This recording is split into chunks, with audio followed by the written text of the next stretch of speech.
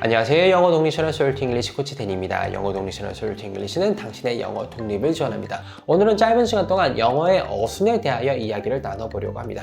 우리가 영어를 익히는 것이 왜 어려운가 그 이유를 나열해 보자면 100가지도 넘게 그 이유를 나열할 수 있겠지만 그 모든 이유를 한 가지로 귀결시켜 보자면 결국 영어와 우리의 언어가 다르기 때문입니다. 우리의 언어에서 우리에게 익숙한 수많은 언어적 요소들이 영어에는 적용되지 않는 경우가 굉장히 많이 있고 또 마찬가지로 영어에 존재하는 수많은 언어적 요소들이 우리의 언어에는 존재하지 않기에 혹은 다르게 존재하기에 그 수많은 다름들을 하나하나 인지하고 이해하고 우리에게 익숙하게 만드는 과정이 결코 쉽지 않기 때문입니다. 하지만 그렇다고 해서 영어를 익히고 자연스럽게 사용하고 능숙하게 사용하게 되는 것이 불가능한 일이냐 하면 또 그런 것도 아닙니다. 누구나 올바른 방법으로 학습하고 훈련한다면 아무나 잘할 수 있는 것이 또 영어입니다. 오늘도 올바른 방법으로 훈련하고 학습하실 수 있도록 그리하여 영어로부터 독립하실 수 있도록 영어와 우리 언어 사이의 가장 큰 다름인 어순에 대하여 설명드려 봄으로써 우리가 성장하고 우리의 영어가 유창해지는 유익한 시간 만들어 보도록 하겠습니다.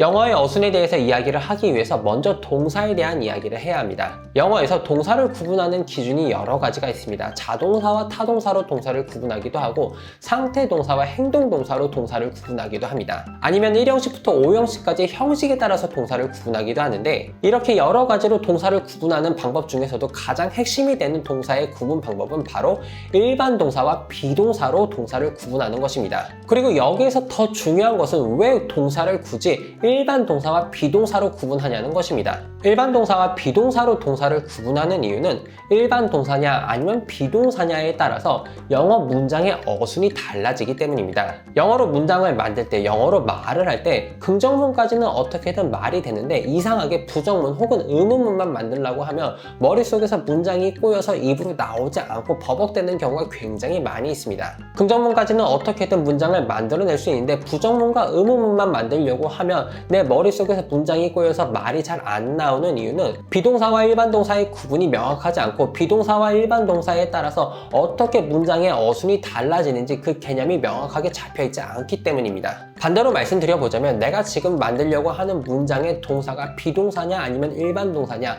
이 구분을 명확히 하고 비동사인지 일반 동사인지에 따라서 문장의 어순이 어떻게 되는지만 명확하게 인지하고 있다면 영어로 긍정문, 부정문, 의문문을 만드는 것이 훨씬 더 매끄러워지고 쉬워진다는 것이죠. 다시 한번 강조드려봅니다. 영어에서 동사를 일반 동사와 비동사로 구분하는 이유는 일반 동사냐 아니면 비동사냐에 따라서 영어 문장의 어순이 달라지기 때문이고 일반 동사냐 아니면 비동사냐에 따라서 달라지는 영어 문장의 어순을 명확하게 인지하고 있다면 우리가 영어로 문장을 만드는 것이 아주 쉬워집니다. 간단하게 비동사냐 혹은 일반 동사냐에 따라서 문장의 어순이 어떻게 달라지는지 한번 설명드려 보도록 하겠습니다. 우선 긍정문까지는 차이가 없습니다. 비동사든 일반 동사든 주어 동사, 주어 동사의 어순으로 문장이 구성되는 것은 동일합니다. 예를 들어서 그녀가 아름답다 라는 문장을 만들기 위해서 주어 she, 비동사 is, 주어 동사 she is, 그 다음 beautiful, she's beautiful 이라고 말씀해 주시면 완벽한 문장을 만들 수 있게 되고 그녀가 영어를 공부한다 라는 문장을 만들기 위해서 마찬가지로 주어 she 먼저 이야기해 주신 후에 그 다음 동사 studies English라고 she 동사 studies English라고 말씀해 주시면 완벽한 문장을 만들 수 있게 됩니다. 비동사든 아니면 일반 동사든 주어 동사, 주어 동사의 어순으로 문장을 구성하는 것은 동일합니다. 하지만 의문문과 부정문부터는 문장에서의 동사가 비동사냐 아니면 일반 동사냐에 따라서 그 어순이 달라지게 됩니다. 동사가 일반 동사일 때의 의문문은 인칭과 시제에 따라 달라지긴 하지만 기본형으로 설명드려보자면 문장의 가장 앞에 do를 써주시고 주어 동사의 어순으로 의문문을 만들어 주시면 됩니다. 예를 들어 You study English라는 문장이라면 여기에서 동사 study가 일반 동사이기에 문장 가장 앞에 do만 써주시면 그래서 Do you study English라고 말씀해 주신다면 완벽하게 너는 영어를 공부하니라는 의문문을 만드실 수 있게 됩니다. 만약에 주어가 you가 아니라 우리가 처음 만든 문장처럼 she라면 She studies English라는 이 문장에서 그녀는 영어를 공부한다라는 문장에서 그녀는 영어를 공부하니라는 의문문으로 바꿔보고 싶다면 이번에는 문장 제일 앞에 do 대신에 does를 써주신 후 She studies가 아니라 she study English. Does she study English라고 물어봐 주시면 됩니다. 방금 예를 들어드린 문장에서 왜 동사 study에 s나 es를 붙여서 studies로 뒤에다가 es를 붙여서 does로 사용하는 이유를 말씀드려 보자면 동사에 s나 es를 붙여줌으로써 뒤에다가 es를 붙여줌으로써 does라고 이야기함으로써 주어가 뭔지는 모르겠지만 어쨌든 단수라는 표시를 동사에 해주는 것이라고 생각해 주시면 되겠습니다. 지금 우리가 예를 든 문장에서는 주어가 she이기 때문에 우리가 당연히 이 여자가 한 사람이라는 것을 알 수 있지만 다른 문장에서는 주어로 우리가 생전 처음 보는 단어를 맞닥뜨릴 수도 있습니다.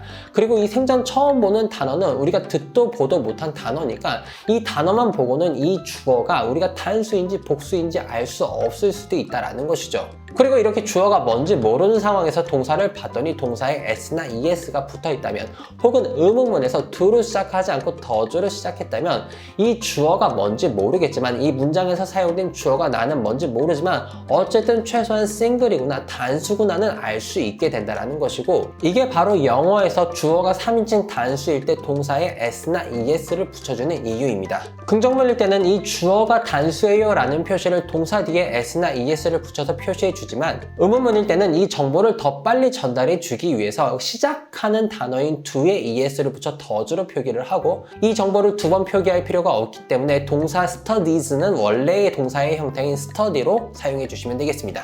이어서 B타입 동사의 의문문입니다. B타입 동사의 의문문은 Do타입 동사의 의문문보다 훨씬 더 쉽습니다. 그저 주어와 동사의 위치를 바꿔주시기만 하면 됩니다. She's beautiful이라는 문장이 있습니다. She is beautiful. 그녀는 아름답다라는 문장이 있습니다. 그녀가 아름답니? 라고 말하기 위해서 she와 is의 위치만 바꿔서 is she beautiful이라고 말씀해 주시면 완벽하게 그녀는 아름답니? 라는 의문문을 말씀하실 수 있게 됩니다. 의문문을 말할 때, 의문문을 만드실 때 혼란이 있으시다면 가장 먼저 해야 할 것은 동사가 어떤 타입인지 확인하시는 겁니다. B타입 동사인지 아니면 Do타입 동사인지 확인하신 후 동사의 타입에 따라 맞는 어순을 떠올리시고 문장을 만드는 연습을 몇 번만 해보신다면 자연스럽게 의문문을 구사하시는 것이 아주 쉬워집니다.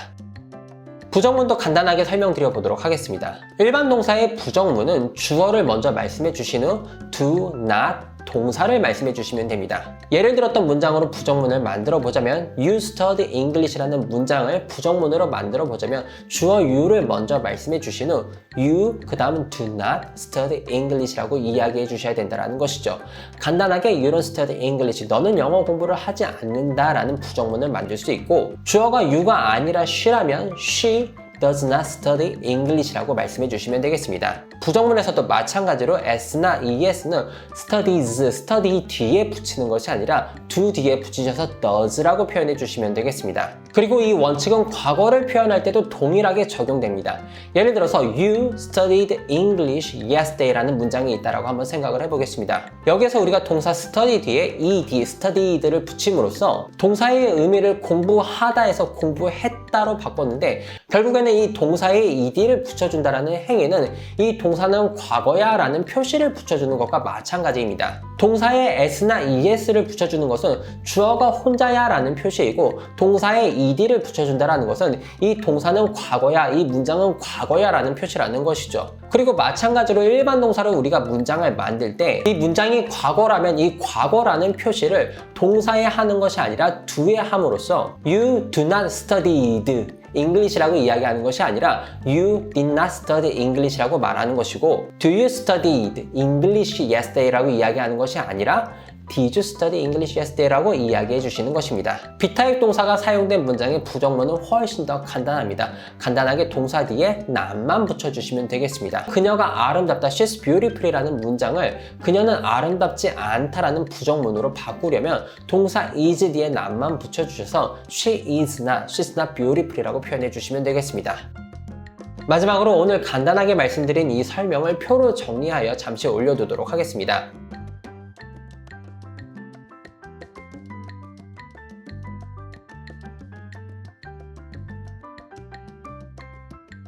보시고 정리에 도움이 되신다면 행복하겠습니다. 짧은 시간 동안 어떤 종류의 동사를 사용하는지에 따라서 영어 문장의 어순이 어떻게 바뀌는지 설명드려 보았습니다. 우리 언어와 영어 사이에 있는 가장 큰 다름은 바로 어순입니다. 그리고 그 중에서도 의문문과 부정문은 원래도 다른 어순을 한 번 더 바꾸어 줘야 하기 때문에 아는 것 같지만 막상 말하려고 하면 헷갈리고 우리로 하여금 실수를 만들게 하는 포인트 중에 하나입니다. 하지만 우리가 영어를 익히고 학습하는 것의 목표는 결국에는 영어로 말을 하려는 것이고 영어로 말을 하려면 반드시 문장을 구성해야 하기 때문에 이 영어 문장의 어순을 분명히 익히고 넘어가지 않는다면 우리가 영어를 익혀가는 속도가 굉장히 더딜 수밖에 없고 더 많은 우리가 만들지 않아도 되는 실수를 할 수밖에 없습니다. 영어로 문장을 말씀하실 때 갑자기 그 어순이 헷갈린다면 내가 제대로 지금 말을 하고 있는 건지 헷갈리신다면 제일 먼저 동사가 일반 동사인지 두 타입 동사인지 아니면 비벌브 비타입 동사인지 확인해 보시고 동사에 따라서 차근차근 부정문과 의문문을 말씀하시다 보면 처음에는